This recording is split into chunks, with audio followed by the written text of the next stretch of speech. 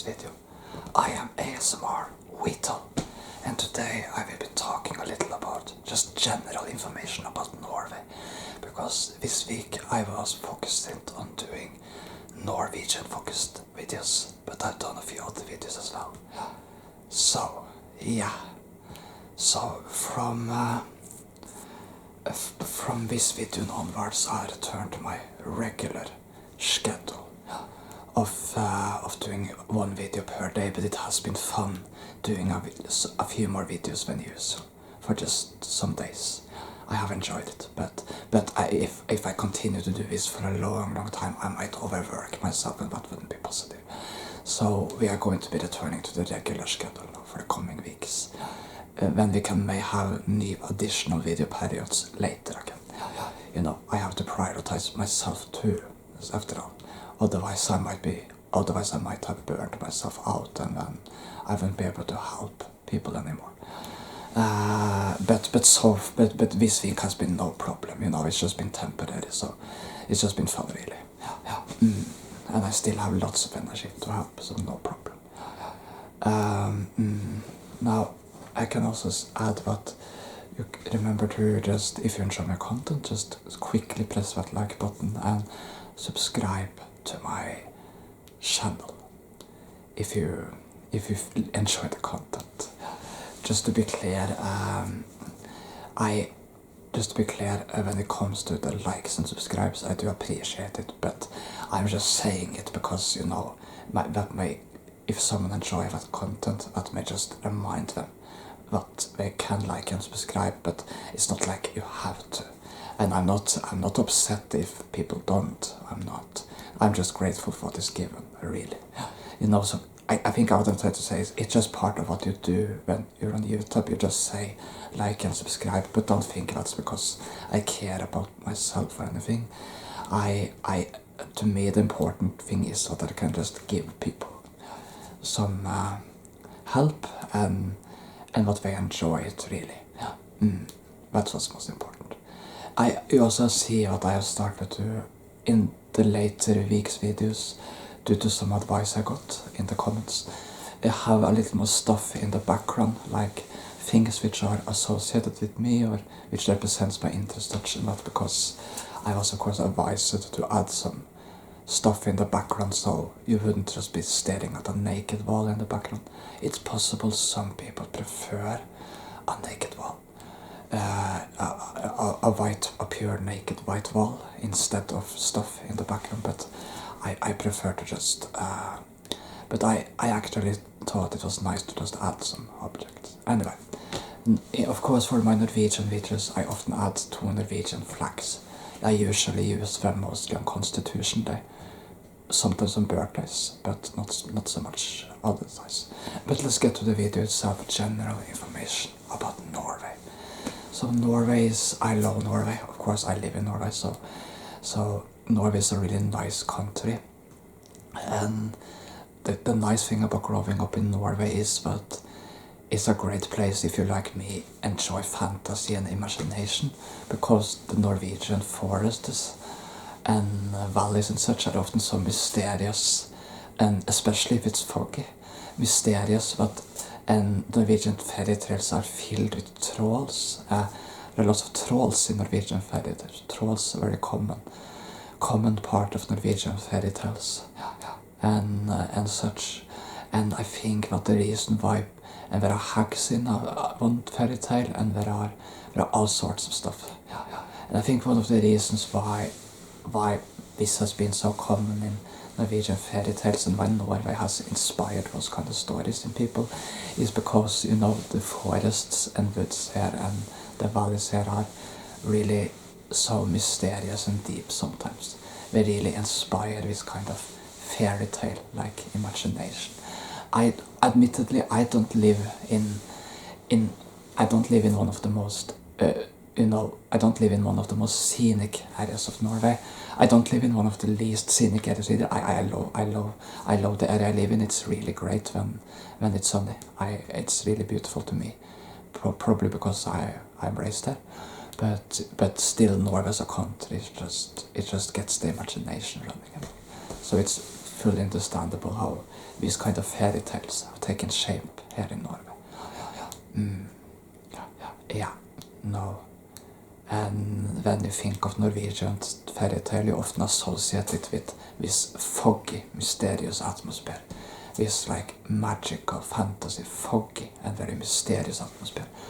I'll talk the Norwegian fairy tales, I'll talk more about them in the later videos, have had a tendency, some of them have had darker tones, and of course this is the case with fairy tales in general in other countries too, but in Norway the fairy tales haven't really been reformed or modernized the way it has in other countries. So some of the more brutal stuff that has been sort of censored in other countries have not been censored in Norway in the same way. Anyway, but I'll talk more about fairy tales later. Other than that, I can mention, some of the people many of the people who view my videos are from the US actually. And and of course some are from Great Britain, some are from Norway, and some are from other countries. But I just like to sort of talk a little about the Norwegian election system. So the interesting thing about Norway is that in Norway we have one thing in common with the US. You cannot call a new election in the middle of the period in Norway. No. There is a standard election every 4 years. And it's in September. The last election was in September 2021. And the next will be in September 2025. In many European democracies, you have a constitutional law which allows you to dissolve government and call for new elections. But it's not possible in Norway. So, for you US citizens who watch my videos, in your country there is a presidential election every 4 years. Well, that's in Norway too. There is an election every 4 years. Yeah. We have local elections, of course, in between. We have a local election in between those years, but the parliamentary election to the parliament, called the Storting here in Norway, is every 4 years. It's always so, the US presidential election is in November the year before, and then the year after in September is the Norwegian election. A government can collapse in Norway. If it does, the opposition takes over, but it hasn't happened in a long time now. It hasn't happened since the year 2000. All governments since then have remained out for periods. So government and prime ministers serving out for periods have become common in Norway the last 20 years or so. The current prime minister of Norway is Jonas Gahr Støre. He's a multimillionaire who is leading the Labour Party. This was actually controversial with some when he became party leader, because he's a little more conservative than the usual Norwegian Labour Party leaders have been, and he's sort of part of that new Labour Party academic elite, if you wish. By that I mean that he doesn't have, in the old days, the Norwegian Labour Party leaders often had humble backgrounds. They came from the common people, but in the recent prime minister and party leaders have often come from wealthier families, but Støre is this to a much greater extent because he's a multimillionaire, and some people think that it's sort of wrong for a multimillionaire to lead something called the Labour Party, which is supposed to represent normal people. It would not have been controversial had he been the leader of the Conservative Party, where being a multimillionaire is not controversial. But it has been controversial because he's the leader of the Labour Party. Because in Norway it's sort of expected that the Labour Party leaders shall try to represent the common people. And many have questioned whether a multimillionaire who is growing up in only wealth can understand the common people. That's how some Norwegians think. He has been party leader of the Labour Party ever since 2014, and he succeeded Jens Stoltenberg, who is now the Secretary General of NATO. I'm sure you've heard of him. He is the General Secretary of NATO. and he was also former Prime Minister of Norway. He was Prime Minister and he was Prime Minister of Norway in the years 2005 to 2013. He won both the 2005 and 2009 election and served 2 periods. And when he lost in 2013 to the Conservative Party and the Conservative Party's female leader, Erna Solberg. Yeah. So she was then Prime Minister for 8 years. She defeated Jonas in 2017, but when they had a rematch in 2021, and when Jonas and the left side won, and Jonas formed government and became a Prime Minister. As it looks right now, it looks like both Erna and Jonas intend to stay party leaders of a party. They are the 2 main rivals in the Norwegian politics, and it seems they intend to stay on for their respective parties, and just it seems like they intend to stay on for their respective parties. And perhaps face off in a new rematch in 2025. As it looks right now, many people aren't very content with government in Norway. They feel they haven't done enough to address certain economic situations and such. So as it looks right now, it looks like Erna and the Conservative Party would win the election. But the election is 2 years from now, so a lot can happen by then. It's impossible to predict, really. Because things can change in politics in 2 years. Jonas was, I know many was skeptic many years ago if Jonas would ever become Prime Minister, because he wasn't doing well in polls. But when 2021 came along, and suddenly people were a little tired of the Conservative government, so suddenly the left parties surged in polls and the left won the election. What happens on election night is actually what I follow the election specials because I love elections. There will be live news coverage, of course, on the main channels of Norway of the election on election night. And there is no obligatory voting in Norway, but you can vote. But I don't think you can. There is no ballot of mail voting in Norway. You have to go to a place to vote. I prefer if I introduced some mail message, but so far you have to go to a place to vote. And there will be this large picture of Parliament on the screen, and then there will be the 2 pictures of the 2 Prime Minister's candidates. So we will have Jonas to the left and Erna to the right. They have been the 2 main rivals of Norwegian politics for 9 years now. And Jonas is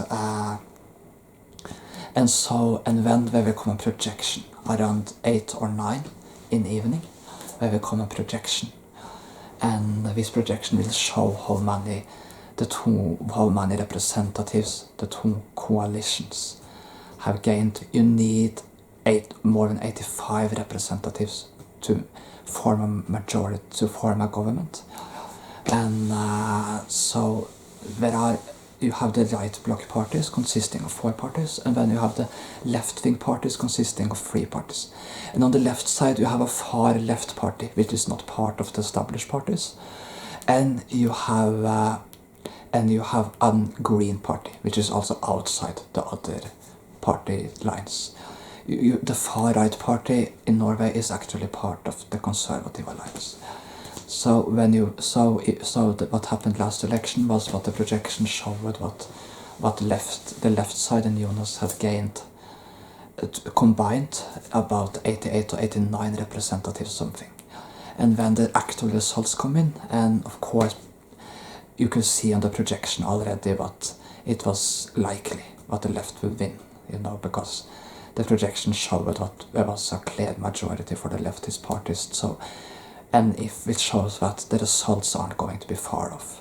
So of course one knew pretty much what the left was going to win on the projections. One knew what we were going to have a new Prime Minister.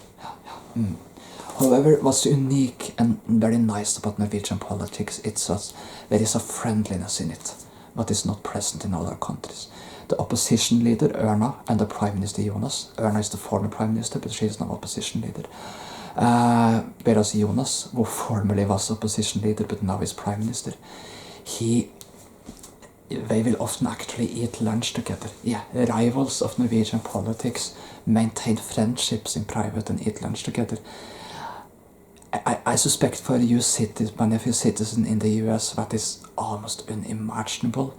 You know, and I know what there are friendships across parties in the US too, but in the US things have become very rivalic. In Norway there is a much more friendly tone. You know, people don't bite their heads off each other. No. So there's really this cooperation between the parties. Yeah. So that's very unique that the opposition leader and the prime minister can eat lunch together. I think that makes Norway somewhat unique. It's not many countries you will see that in, but here it happens. We don't have an official vice prime minister, no, but we have the closest we have, the second most powerful in government, is often the treasurer or the minister of finance or the treasurer. And the treasurer often is the leader of the second largest party in government. The current treasurer is Trygve Slagsvold Vedum, and he is the leader of the center party, who has allied with the left bloc. They have been allied with the right bloc in the past, but currently they're allied with the left bloc. And he is the closest thing we have to a vice prime minister. He is pretty much more or less the de facto, also the deputy of government. There is no official title as this, but he is pretty much the deputy of government. And you know, in the right-wing government, Siv Jensen of the Progress Party, which is the closest thing Norway has to a far-right party, was for 7 years, until the Progress Party left government, the treasurer, and was more or less the deputy of government. So this is how it works in Norway, pretty much. Now, you can see the flags behind me. They're very used on Constitution Day. And in later videos, I'm going to tell you about significant dates in Norwegian history, like the 17th of May, the Constitution Day, the 9th of April, which is not a good date, but it's a very famous date in Norwegian history, the 20th of July, which is also a date which something terrible occurred, but also the 7th of June. And I'm going to, on these dates, as we come along this year, I'm going to tell you about the events of these dates. So Norwegian, yeah, and this might give you some insight into Norwegian history as well. Norway is a really nice country. We're a cold country, of course, at times. Spring often takes a little time to arrive here. Spring has started to slowly arrive now, but spring often doesn't come properly before in April. Sometimes it can come in March. It varies from year to year. But our winters are often very cold and long, and often there will be long periods of dark.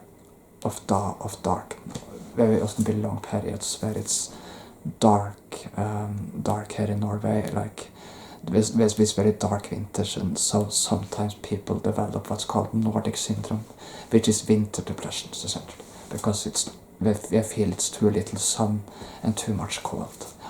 But Norwegians have learned to live with this environment, and our summers can be warm and light like in any country, but Norwegians have learned to live with this kind of cold environment, and ikke at an exist there.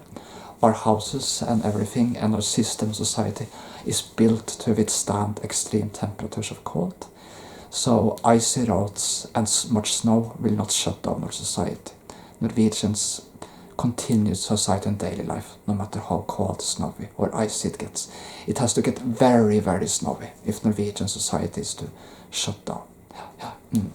So Norwegians are very tough when it comes to cold.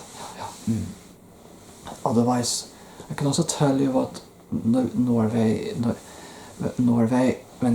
also has a somewhat, I'm just going to say what I want to say here now. Norway has a complete, I just have to remember what I wanted to say. Sometimes it just slips my mind, sorry. Yeah, I hope you feel good, great, relaxed and good. Yeah, wow, it just slipped my mind fully, man. Sorry. But Norway is a great country, a really great country. Yeah, and yeah, no, I remembered. You know, in Norway, the concept of socialism is not controversial. No. So, you know, because we are a very social democratic country, and a lot of our country is built on socialistic values. You know, the whole healthcare debate, that's not even a debate in Norway, because free healthcare is just a given in Norway. No one even questions it. There's no debate around it. We are a very social democratic country, a little because I think, because after the Second World War, the Labour Party, which is the Social Democratic Party, ruled for 20 years, and they rebuilt our society after the war. So the ideas of socialism and social democratic ideals are so ingrained, are so established in Norway, but people don't really. But there are people who are critical of it. There are conservatives in Norway too, but you know, in Norway you can actually market yourself as a socialist and have success. There is a party called the Socialistic Left Party, which is part of the left bloc, and they are socialists.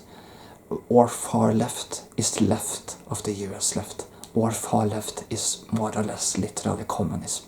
The Red Party is far left, and they're very close to communism in ideals.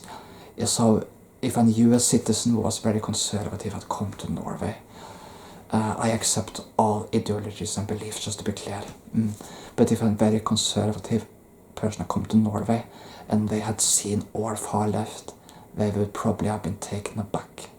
You know, what a party like the Red Party, a party that is very close to ideals in actual communism, gains representatives in the parliament. I think that would shock a lot of people there. But Norway is different. Norway is politically much further to the left than the US. That's also why the type of the very conservative stances which works in the US doesn't have the same amount of popularity in Norway. Norway is a completely different culture. You know, when we have had polls between Democratic and Republican candidates in Norway, the Democratic candidates often have had 90% and the Republicans have been 10 to 12%. I know what some of you think that's absurd, and yes, it's absurd, but Norway lies so much to the left of everything in the US, but it's a completely different culture and country. So if you stand in the square and scream about the dangers of socialism in Norway, what's going to happen is a lot of people are not going to take it very seriously. So and I really respect all ideologies, including conservatives and leftists. I try not to take any stance well, but I'm just telling you how Norwegian culture is. But there are conservative people in Norway who are critical of socialism, just as there is in any country. It's just that we don't have the same kind of dominant voice as in some kind of other countries. No, we are a very different country in that regard. You know, so, but our country is probably less socialistic now than it was a few decades ago. You know, conservative governments in the recent decades have changed things a little. But even the conservatives have social democratic and semi-socialistic ideals in them. Especially the established conservative parties, because it's just part of Norwegian culture, really. You know, the whole thing about free education and the public funds and such is such an established idea in Norway that we just taught and learned these things, and yeah, it's just natural for us, really. I think, yeah. But that doesn't mean that conservative exists in Norway. I think some of the reason why at the far right and the concept of fascism does not work in Norway is because we have a horrible past with fascism. We had a fascist regime during Second World War, and then we had this loner fascist individual doing a despicable terrorist attack a decade ago, and that's Because of that, fascism and far right has been very controversial in Norway. Mainly because it's so associated with the horrible events of a country's past. I'm going to be telling you a little more about that in later videos. I hope that gave you some insight into Norwegian culture. I'm going to do a part 2 video of this and tell you more about Norway. And releasing tomorrow. And I hope you enjoy just me telling you a little about Norway. It became a little focused on the political side of things today. I just want to be clear that I respect the left and the right side stuff of things. So I really admire, for example, a lot of the US culture and the British culture and other countries' culture. I'm just telling you this to show you that Norway is a very different culture.